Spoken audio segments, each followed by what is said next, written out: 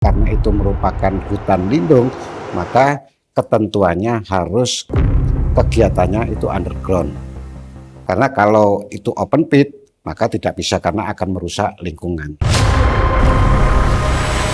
Selamat siang teman-teman. Assalamualaikum warahmatullahi wabarakatuh. Hari ini saya sendiri pemilik akun TikTok Mas Supati mengajak teman-teman Grapindo TV untuk mengobrol dengan salah satu mantan pimpinan DPRD Kabupaten Banyuwangi periode 2005-2010. Nah, hari ini kita akan mengupas tuntas mengenai sejarah, di mana di dalam sejarah Tumpang Pitu yang sekarang sudah jadi Tumpang Telu ya, akibat urukan-urukan emasnya di situ yang diambil oleh pihak PT BSI. Kami akan mengupas tuntas, mengupas tentang sejarah, di mana di sisi lain ada yang menyampaikan bahwa PT BSI ini sudah resmi, tidak ada cacat hukum, dan di sisi lain ada beberapa aktivis yang menyampaikan bahwa izin yang diterbitkan untuk pengelolaan emas tersebut itu cacat hukum. Nah, menurut Bapak Herman, bisa dijelaskan kronologis tentang dokumen-dokumen pemrosesan yang dilalui di PT BSI itu. Baik, terima kasih. Pertama, saya sampaikan ucapan terima kasih, Mas. Sudah diberikan waktu, mungkin kita bisa ngobrol sedikit. Yang perlu kami tekankan di sini bahwa apa yang terjadi pada waktu akan beroperasional kegiatan tambang emas itu, kebetulan itu sudah masuk di penghujung jabatan saya.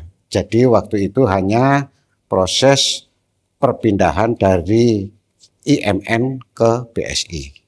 Kemudian yang kedua terkait masalah persetujuan terkait pengelolaan tambang emas yang ada di Tumpang Pitu, waktu itu seingat saya pada waktu itu boleh hanya diperkenankan untuk melakukan aktivitas, melaksanakan kegiatan karena itu merupakan hutan lindung, maka ketentuannya harus kegiatannya itu underground.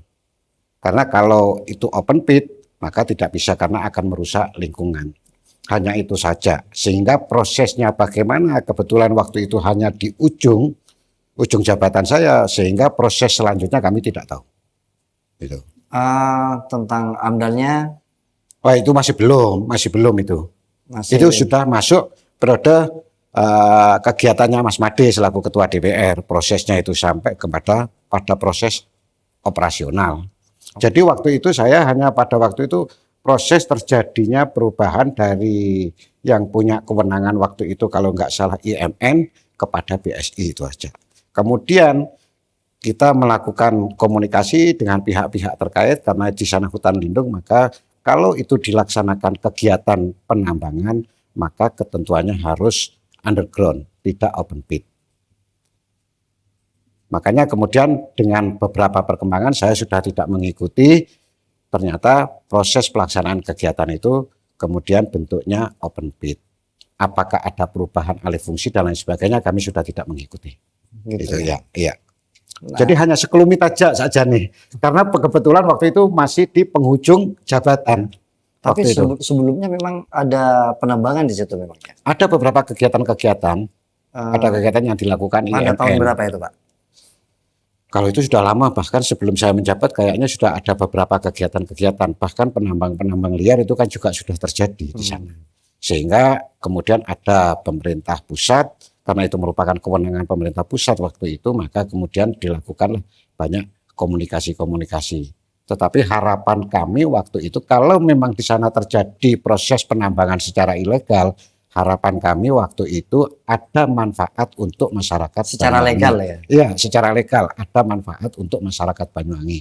Makanya kemudian kita mencoba melakukan kajian-kajian dengan beberapa stakeholder, termasuk mungkin juga ikut proses dalam hal proses-proses pengambil alihan. Karena waktu itu kan dikelola oleh IMN. IMN ternyata masih banyak kewajiban-kewajiban yang belum terpenuhi, sehingga kemudian kalau tidak salah kemudian dilakukan take over dengan BSI.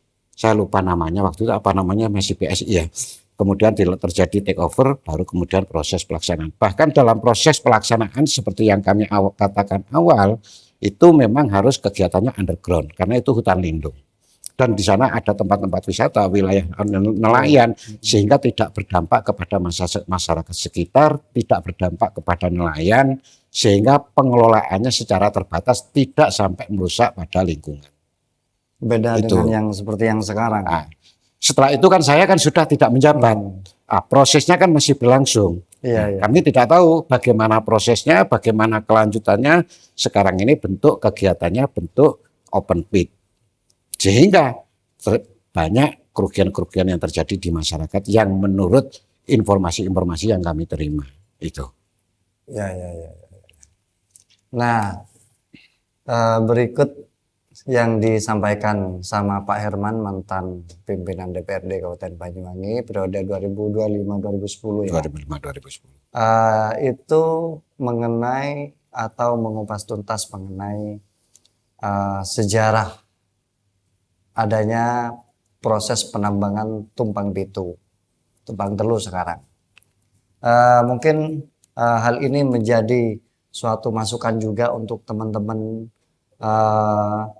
Jadi kita tidak berhenti di sini, terus menyuarakan hal-hal yang betul-betul real dan yang sampai saat ini menurut kami sebagai pemilik akun TikTok Pasupati Jatim itu belum ada sentuhan hangat atau sentuhan tajam dari pemerintah pusat, pemerintah provinsi, baik dari institusi penegakan hukum belum melakukan suatu sentuhan tajam atau tindakan mengenai hal tersebut. Dan di situ kami rasa juga tidak ada yang namanya kajian-kajian yang dilakukan oleh pihak pemerintah, baik pemerintah daerah, pemerintah provinsi, dan pemerintah pusat. Kalaupun ada kajian-kajian, mestinya publik mengetahui hasil dari kajiannya seperti apa. Sementara sejauh ini pemerintah yang kami sebut barusan itu bungkam atau tutup mata. Harapan kami apa yang menjadi atau apa yang perlu diluruskan segera luruskan.